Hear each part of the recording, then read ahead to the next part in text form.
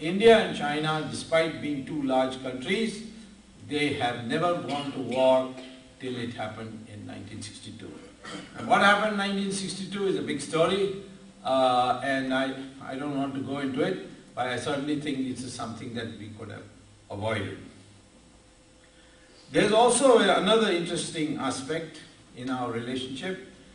Till the communists came to power, it was widely believed that India influenced China culturally.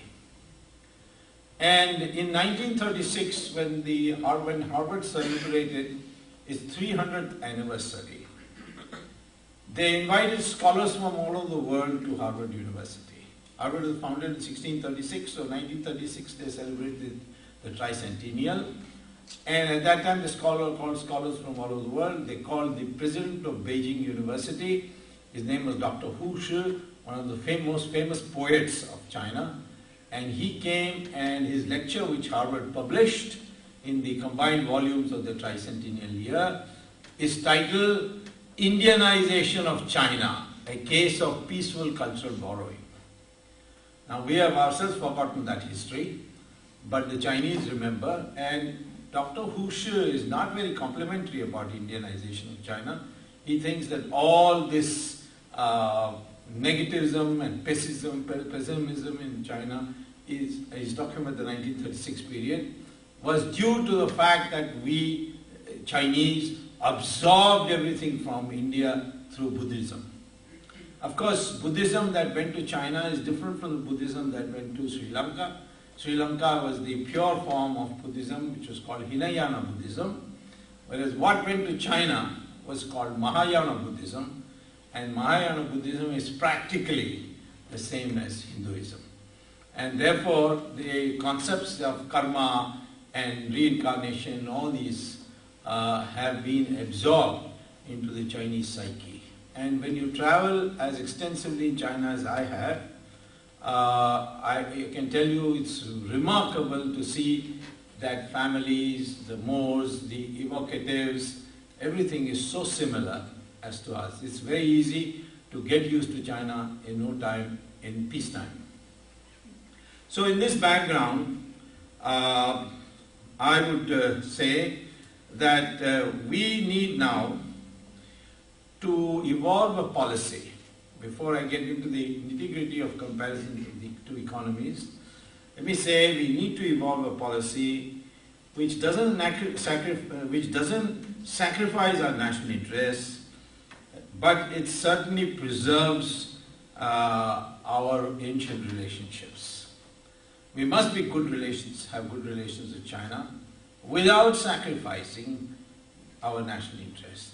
We need not be fooled into thinking they are our brothers, because even brothers can quarrel. In fact, quarrel between brothers tend to be more bitter than quarrel between friends.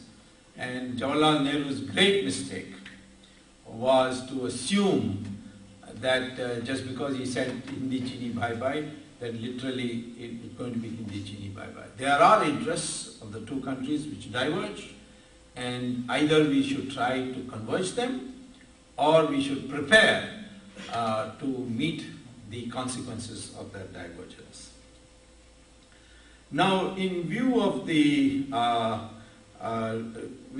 this background, the fast growth, the question before us is: should we build on the positive factors that exist between two relationships, and emerge as global collaborators? Or do we learn from the past negative developments and prepare to compete with China? That is, competing with China literally means confronting with China. Now, which should we do? This is the question. If the two of us collaborate, we become very powerful. And that happened in Copenhagen recently in the Environment Conference. The two of us combined and the whole world just collapsed before us. And they agreed with the consensus draft that India and China together prepared. But that is a optimistic scenario, that we collaborate with them. But if we compete with them, then of course it's going to be a confrontational situation, and whether we are ready for it. If we have no choice, of course we should be ready for it. Let me first just begin by a little history, by periodization of our relationship. The first period, which can be considered kind of homogeneous period, is 1870 to 1950. This is the period when India was ruled by Britain and China was not ruled by any foreigner, but it was besieged by 5-6 foreign countries which sought one concession after another concession from China. This is the period of the great decline of the two countries. And this decline took place very systematically, and it went over this entire period. And by 1950, both countries had become very poor. Then the period 1950 to 1978. This period is the period when both of us foolishly adopted the Soviet plan, the Soviet economic model, the Soviet planning techniques. And both of us adopted it in different versions. China, much more pure Soviet model, and we not so pure because we had some kind of a private sector, but it was hand and foot bound, but still the private sector existed. We had a democracy which China didn't have. Now, our having democracy has some disadvantages because anybody can come and travel anywhere in India and write whatever he likes. Whereas in China, it's not so easy to travel anywhere you like and write whatever you like, even now. As a consequence, India always gets a bad image compared to China. And all that foreigners can write about is the beggars that you see when you land from an airport and move out in the city. But in China, you don't see the beggars because they are kept away. They are beggars, but they are kept away. You don't see them. And people go to Shanghai and they go to Dalian and Beijing and then come back and go into raptures about how China has become a modern city. Let me tell you that China's modernity itself is not Chinese. It is based on foreign direct investment.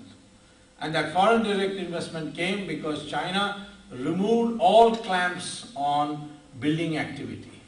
Any foreigner could come, their land would be given without hassle, and they would build on it, and all that one had to do was give away 2 floors to the Chinese, and the remaining would be the foreigners' building. And much of Shanghai, much of Beijing, much of Dalian, and all these places have been built by foreigners on money from abroad.